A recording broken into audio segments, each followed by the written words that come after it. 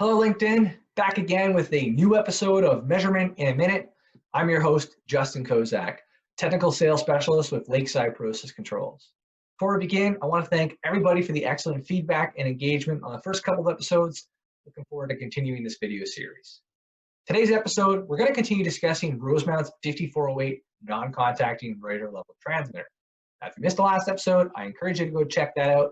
That video, we looked at a previous generation pulse radar and how it operates and compare that to the current generation FMCW radar. Then we're going to further examine the FMCW radar to learn how it delivers a reliable level measurement. It's important to understand that all radars are dependent on a product's dielectric constant, or dK for short. The greater the dielectric constant, the greater the strength of the signal return. So I included a table here for your reference of a couple low dielectric constant products. Everything from hexane to mineral oil to tar. I compare this to water, which is considered to be a higher dielectric constant product. Previous generation pulse radars struggled in low dielectric constant applications. Why? Largely due to poor signal to noise ratios. So how do we combat that? Well, we had to give recommendations on the maximum measuring range, the size of the antenna, and a minimum dielectric constant requirement.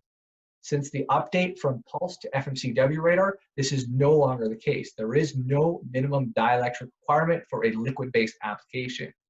Okay, well, how is that the case?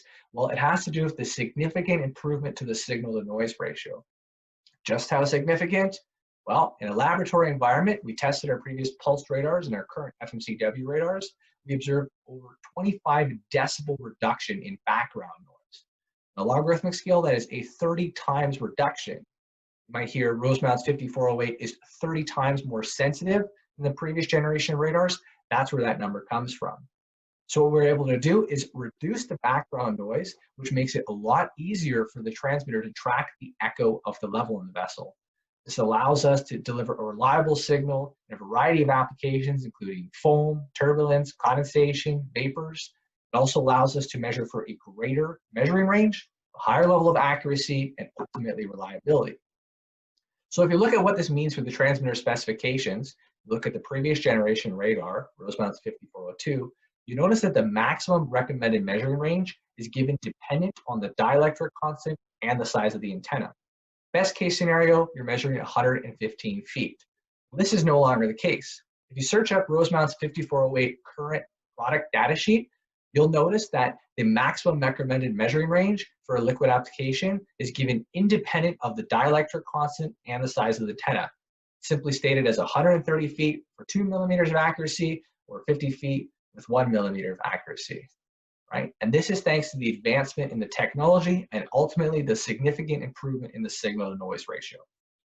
If you have any questions about Rosemount's 5408 non-contacting radar or any other of our products, please reach out to us at www.lakesidecontrols.com. Thanks for joining.